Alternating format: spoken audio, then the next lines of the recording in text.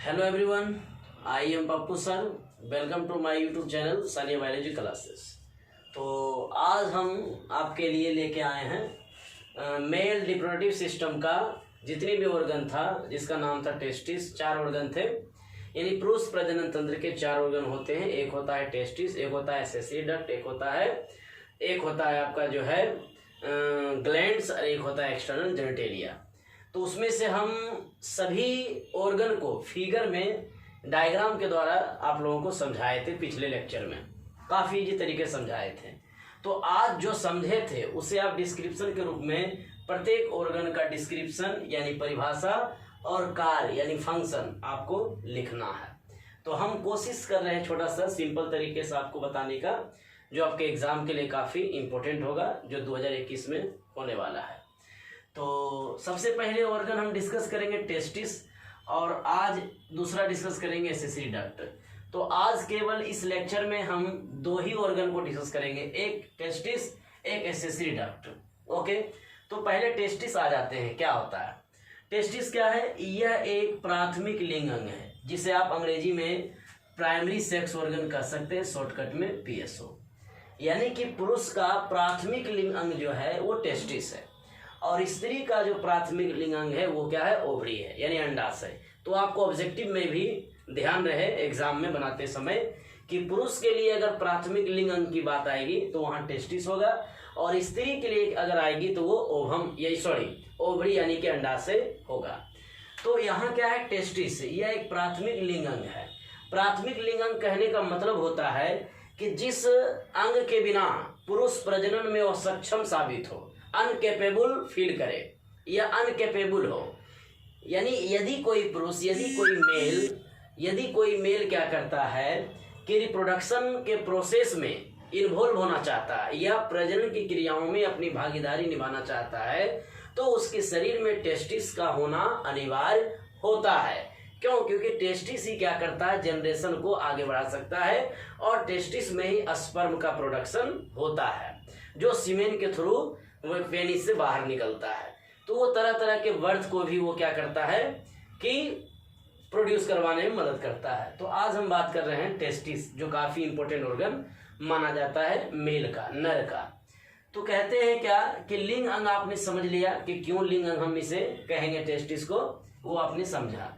और आपको लेक्चर में प्राथमिक और द्वितीय लिंग अंग के बारे में एक डिफरेंशिएशन भी आपको बताए थे, डिफरेंट करके भी आपको बताए थे पिछले लेक्चर में। आप देख लीजिएगा ह्यूमन रिप्रोडक्शन चैप्टर 1 के दूसरा वीडियो में। तो कहते हैं कि टेस्टिस स्क्रोटम से घिरा रहता है। अब रही बात क्या है कि सर आपने बताया कि टेस्टिस स्क्रोटम से घिरा रहता है, स्क्रोटम है क्या? बोलना चाहेंगे, सिंपल समझिएगा। स्क्रोटम क्या होता है कि त्वचा की ढीली परत है। त्वचा यानी ये जो आप देख रहे हैं स्किन है ना, द होल बॉडी, हमारे शरीर के संपूर्ण भाग पर स्किन है। इसीलिए the largest organ of human body is called skin, integument या आपका डर्मा। कहते हैं कि स्किन क्या होता है? हमारे शरीर के पूरे अंग पर क्या करता है? बिखरा हुआ रहता है, घिरा हुआ रहता है। इसीलिए इसे सबसे बड़ा अंग भी माना जाता है मनुष्य के शरीर का। तो हम दूसरी बात यहाँ करेंगे कि स्क्रोटम से घिरा हुआ। तो स्क्रोटम एक त्वचा है, त्वचा का एक परत ढीला, जो क्या करता है? एक कैविटी के रूप में रहता है, और उसी के अंदर टेस्टिस क्या करता है? धंसा हुआ रहता है। तो यहाँ पर सवाल उठ जाता है, नहीं समझे आप ऐसे समझिएगा। ये है आपका स्क्रोटम। ये क्या है? स्क्रोटम में जो पतला लेयर है, और अंदर में क्या है? ये पूरा खाली है, खाली है ना। ओके, अब इसी के अंदर एक गोलाकार स्ट्रक्चर आपका एडजस्ट हो गया। इसी के अंदर एक गोलाकार स्ट्रक्चर आपका एडजस्ट हो गया। तो this Oval shape structure is called testis. हम इसी गोलाकार संरचना को कहेंगे टेस्टिस। अब बाहर वाला जो है ये इसको कहेंगे स्क्रोटम। तो आपको समझ में आ गया होगा कि यह एक प्राथमिक लिंग अंग है जो स्क्रोटम से घिरा हुआ है। तो स्क्रोटम बाहर से है और अंदर में टेस्टिस है। तो हम कहेंगे कि देखो टेस्टिस क्या है? स्क्रोटम से चारों ओर से घिरा हुआ। ओके, इस लाइन को आपने समझ लिया काफी अच्छी तरीके से। आगे हम बढ़ते हैं। कहते हैं कि टेस्टिस की संख्या अगर पूछेगा मनुष्य में कितनी होती है, तो 2 होती है। जोड़ा में कितना होगा सर? एक नेचुरली ये आपका कैलकुलेशन है कि अगर नंबर में 2 है तो जोड़ा में 1 होगा। ओके, आपका तो इसका कलर पर विचार करते हैं कलर क्या होता है इसका? पिंकिश। पिंकिश का मतलब होता है गुलाबीपन, यानी कि टेस्टिस का जो कलर होता है रियल कलर वो गुलाबी कलर होता है। किसका? ह्यूमन का केवल। अब शेप, इसकी आकृति कैसी होती है? तो आकृति होती है इसका ओवल। ओवल का मतलब होता है सर गोल, जिसको कहते हैं। पूरी तरह से गोल वो नहीं होगा, अनियमित आकृति के गोल होंगे, उसी का अंग्रेजी होता है यहाँ पर ओवल। Okay okay. दूसरी बात, इसका साइज जो होता है सबसे इंपॉर्टेंट होता है, एग्जाम के लिए बहुत ज्यादा इंपॉर्टेंट होता है साइज। अब प्रत्येक विद्यार्थी नीट और एम्स में या बिहार बोर्ड हो या सीबीएसई, उन सभी में कंफ्यूज कर जाते हैं। कैसे? ध्यान दीजिएगा, कहीं कहीं लिखा हुआ रहता है 3 से 4 सेंटीमीटर, वो रोंग हो जाते हैं। लंबाई कहीं कहीं देखिए लिखा रहेगा 3 से 4 सेंटीमीटर, तो वो रोंग हो जाता है। इसीलिए हम यहाँ ध्यान देंगे, एनसीईआरटी कवर करेंगे। एनसीईआरटी में आपका क्लियरली बताया हुआ है कि 4 से 5 सेंटीमीटर ह्यूमन का टेस्टिस की लंबाई होती है। मनुष्य के टेस्टिस की लंबाई 4 से 5 सेंटीमीटर होती है, परंतु इसका जो चौड़ाई है 2 से 3 सेंटीमीटर होता है। चौड़ाई में बहुत सारे कंफ्यूज कर जाते हैं, जैसे यहाँ पर कंफ्यूज किए तो यहाँ पर क्या होता है, यहाँ पर भी क्या करते हैं, कंफ्यूज कर जाते हैं, 3 से 3.5 कर देते हैं। तो ये सारे रॉन्ग है। ये क्या है? रॉन्ग है। तो आपको ये याद रखना है, तो इसलिए हम आपको लिख के बता दिए किस तरह से कंफ्यूजन क्रिएट होते हैं स्टूडेंट के माइंड में। तो लंबाई 4 से 5 सेंटीमीटर सिंपल, एक बार में दिमाग में नोट कर लेना है। चौड़ाई 2 से 3 सेंटीमीटर और मोटाई 2 से 2 सेंटीमीटर ओनली। ओके, जैसे आप नहीं समझे ऐसे समझिएगा। मान लिया जाए ये टेस्टिस हो गया, लंबाई हो गया 4 से 5 सेंटीमीटर, 4 से 5 सेंटीमीटर, और इसकी चौड़ाई क्या हो गया? चौड़ाई इसको कहेंगे हम, इसकी चौड़ाई क्या हो गया आपका? 2 से 3 सेंटीमीटर, और ये मोटाई जो है इसे मोटा कितना हो गया? 2 सेंटीमीटर। इस तरह से आप समझेंगे। Okay okay. अब हम ले चलते हैं पोजीशन, यानी कि हमारे शरीर में टेस्टिस का स्थान क्या है ना? एक्यूरेट स्थान अगर आपसे पूछता है, लोकेशन पोजीशन पूछता है कि टेस्टिस कहाँ होता है, where the located testis in human body, यानी ह्यूमन बॉडी में टेस्टिस का स्थान कहाँ है? तो आप कहिएगा बॉडी कैविटी के बाहर स्क्रोटम में। अभी आपने तुरंत आपको समझाया कि टेस्टिस जो होता है वो आपके शरीर के बाहर लटका हुआ रहता है। ऐसे समझिएगा, डायग्राम से ऐसे समझिएगा। ये आपका शरीर है, सपोज कीजिए ये आपका शरीर है, ये आपका थाई है, और यहाँ पर देखिएगा ये पेनिस इस तरह से लटका हुआ रहता है, और यहीं पर 2 गोलाकार स्ट्रक्चर होते हैं, और इस तरह से चारों तरफ इसका कॉन्फिडेंटल हेयर होते हैं। तो ध्यान दीजिएगा, ये जो गोलाकार स्ट्रक्चर है ये बाहर होता है। सभी अपने ह्यूमन बॉडी, जितने भी मेल हैं, पुरुष हैं, वो सभी अपने शरीर के लोअर एब्डोमेन में एहसास करके देखिएगा कि ये दोनों तरफ जो गोलाकार स्ट्रक्चर है ये टेस्टिस है, नीचे जो लटका हुआ वो पेनिस है। तो हम कहेंगे क्या ये दोनों गोलाकार स्ट्रक्चर क्या शरीर के भीतर है? नहीं है। जब शरीर के भीतर नहीं है तो हम क्या बोलेंगे? ये बॉडी कैविटी के बाहर। बॉडी बने हुआ शरीर कैविटी का मतलब होता है अंदर वाला स्थान। तो स्थान अंदर वाले स्थान से बाहर है तो हम इसको बोलेंगे क्या चीज? बॉडी कैविटी के बाहर होता है। और कहाँ पर है ये? स्क्रोटम में। स्क्रोटम का मतलब यहाँ देखिए, स्क्रोटम बाहर से घिरा हुआ थैला बना हुआ, उसी के अंदर क्या ये लटका हुआ। ओके, अब हम डिस्कस करेंगे जिसका नाम होगा, अब हम यहाँ डिस्कस करेंगे एक इम्पोर्टेंट हम टर्म हाईलाइट किए हैं एरो मार करके, उसको आप समझिएगा। कहते हैं कि स्क्रोटम जो होता है स्किन की थैली है। क्वेश्चंस आता है कि what do you mean by scrotum, या स्क्रोटम से आप क्या समझते हैं, या स्क्रोटम है क्या चीज, कोई भी पूछ सकता है बेहिचक। तो आप जवाब दे सकते हैं कि स्क्रोटम त्वचा की थैली है, यानी कि स्क्रोटम त्वचा की बनी हुई है, क्या है? थैली है, जिसमें टेस्टिस रहता है। देखिए त्वचा की बनी एक थैली जिसके अंदर टेस्टिस रहता है। Okay, that's clear this point. Okay, next कहते हैं कि स्क्रोटम टेस्टिस का टेम्परेचर रेगुलेटर माना जाता है। एग्जाम में सबसे बड़ा सवाल आता है, बहुत बड़े बड़े एग्जाम में बैठिएगा 12th के बाद। 12th के लिए इंपॉर्टेंट तो है ही, 12th के बाद भी बहुत सारे कॉम्पिटिशन्स को फेस कीजिएगा, तो वहाँ पर बायोलॉजी से रिलेटेड जब क्वेश्चंस आएंगे तो ये भी आपको अराइज हो सकते हैं। कहते हैं कि स्क्रोटम टेस्टिस का टेम्परेचर रेगुलेटर माना जाता है। टेम्परेचर रेगुलेटर का मतलब होता है, जिन विद्यार्थियों को समझ में नहीं आ रहा है अंग्रेजी हिंदी देख लेते हैं, तापमान नियंत्रक।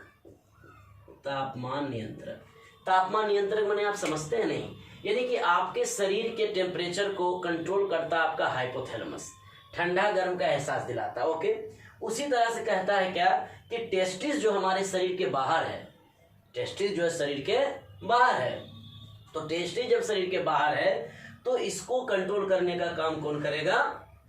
स्क्रोटम करेगा।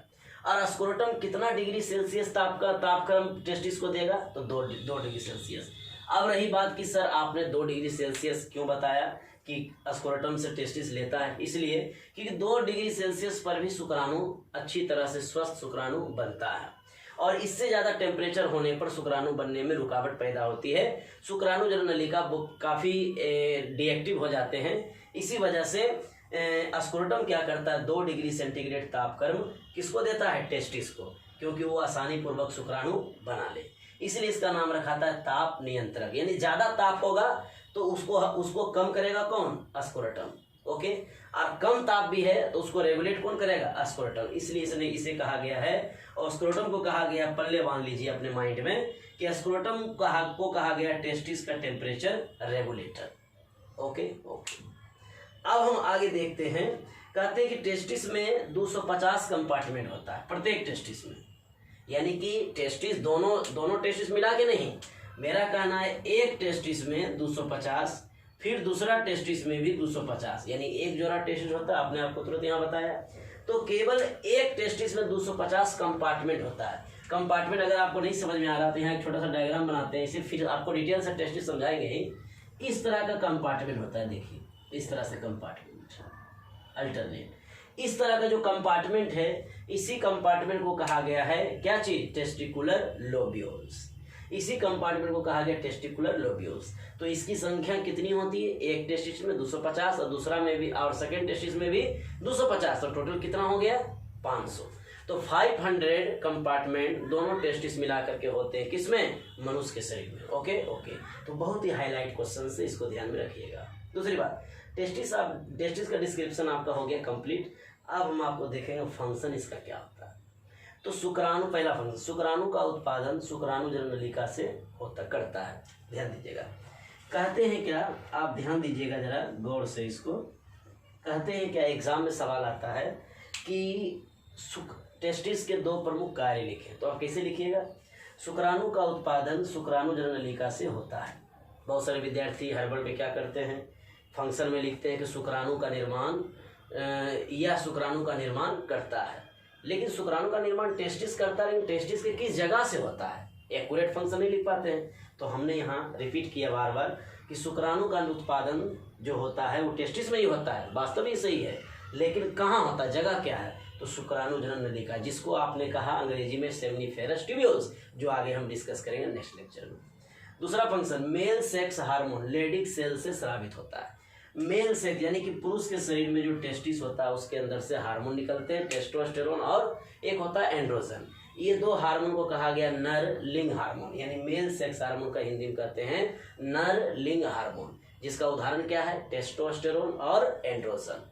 ये 2 हार्मोन क्या करता है, लेडी कोशिका, यानी कि पुरुष के शरीर में जो टेस्टिस होते हैं उसके लेडी कोशिका से स्रावित होता है। तो ये 2 फंक्शन आप अपने पल्ले बांध लीजिए और कॉपी में इन सभी को नोट कीजिए, और नोट कर करके अंडरलाइन कर करके आप बढ़िया से ध्यान दीजिए। ये केवल आपके 12th एग्जाम के लिए ही इंपॉर्टेंट नहीं है, जिंदगी के कितने भी कंपटीशंस में आप बैठेंगे उन सभी में भी ज़्यादा ये यूज होगा। हम उसी तरह से आपको 11, 12 भी और इस तरह से आप कंपटीशन भी तैयारी हम करवा सकते हैं, ध्यान दीजिएगा। दूसरी बात, टेस्टिस आपने समझा। दूसरा, एसेसरी डक्ट में 4 पार्ट था, एक था एपिडाइडमिस, एक एपिडाइडमिस था, भास डिफरेंशिया, उसके बाद एक था आपका एजाकुलेटरी डक्ट था। ये 4 पार्ट था। तो आज हम एसेसरी डक्ट का केवल एपिडाइडमिस यानी पहले पार्ट का ही डिस्कस इस लेक्चर में करेंगे। तो कहते हैं एसेसरी डक्ट का मतलब सहायक नली, यानी कि पुरुष के शरीर में प्रजनन क्रियाओं में जो केवल हेल्प करे, खुद से वो काम ना करे, केवल हेल्प करे, उसी को कहते हैं सहायक नली। Okay, that's clear.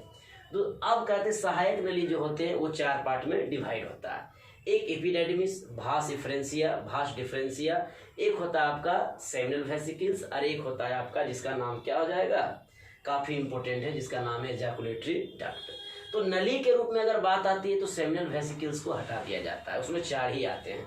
नली के रूप में अगर होगा तो वो 4 आएगा। फिर से सुनिएगा, रिपीट करते हैं, एपिडाइडमिस, भास डिफरेंशिया और एजाकुलेटरी डक्ट, ये 4 पार्ट आते हैं। तो आज हम डिस्कस करेंगे एपिडाइडमिस पर। कहते हैं यह एक लंबा कुंडलित नलिकार संरचना है। नहीं समझे? मान लिया जाए ये आपका टेस्टिस है, तो यहाँ पर देखिएगा इस तरह से घुंचा हुआ जो स्ट्रक्चर है एक सेकेंड, सॉरी आपको डायग्राम बनाए थे। इस तरह का जो स्ट्रक्चर आप देखे थे ना, इस तरह से जाल जैसा जो स्ट्रक्चर था, इसी को कहते हैं एपिडाइडिमिस। इसी को क्या बोलते हैं? एपिडाइडिमिस। और जो क्या करता है, टेस्टिस से जुड़ा रहता है। तो वास्तविक में ये टेस्टिस है सर, और ये क्या है? एपिडाइडिमिस है। तो एपिडाइडिमिस टेस्टिस से क्या करता है? जुड़ा रहता है। और इसका रूप क्या है? तो लंबा है, बहुत सारा लंबा है, और कुंडलित और क्या है? नलिका है। कुंडलित और क्या है? इसको खींचिएगा तो नली के रूप में दिखाई देगा। ओके। अब कहते हैं कि इसके 3 भाग होते हैं। एक है कैपट, जिसको हेड के नाम से जानते हैं, एक है कार्पस, जिसको बॉडी के नाम से जानते हैं, एक है कौड़ा, जिसे टेल के नाम से जानते हैं। तो कहते हैं कि हेड का मतलब ही होता है आगे। तो सिंपल सी बात है, हेड क्या करता है? ये आगे होता है, इंटीरियर पार्ट है, अगला सिरा है। और कार्पस क्या है? यानी मध्य सिरा है, मिडिल पार्ट है। और टेल क्या है? पोस्टेरियर पार्ट है। तो ये 3 पार्ट में क्या करता है? बटा हुआ रहता है एपिडाइडिमिस। कहाँ? टेस्टिस के सतह पर।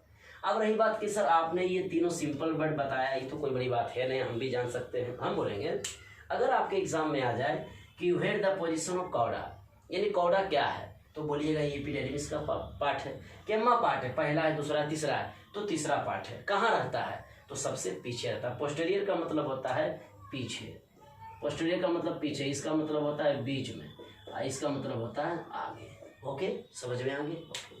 तो आज इस वीडियो को आप अच्छी तरह से देख लीजिए और ध्यान से आपके अपने कॉपी में राइट डाउन कीजिए और पॉज करके एक एक करके ध्यान से उसको समझने का प्रयास कीजिए हमारे लेक्चर को। फिर भी कहीं दिक्कत हो तो आप उसे कमेंट में कर करके मैं उसका आंसर तुरंत फिर वापस आपको रिटर्न कर दूंगा, रिप्लाई करूंगा। और अभी तक आप मेरे वीडियो को अगर शेयर, लाइक और सब्सक्राइब नहीं किए हैं तो प्लीज़ जल्द से जल्द सब्सक्राइब, लाइक और शेयर करें, ताकि सभी लोगों तक पहुँचे और हमें सब्सक्राइबर ज़्यादा मिले, तो हम आपको अच्छी से वीडियो लेकर के नेक्स्ट डे आते रहेंगे। Thank you watching for my next video.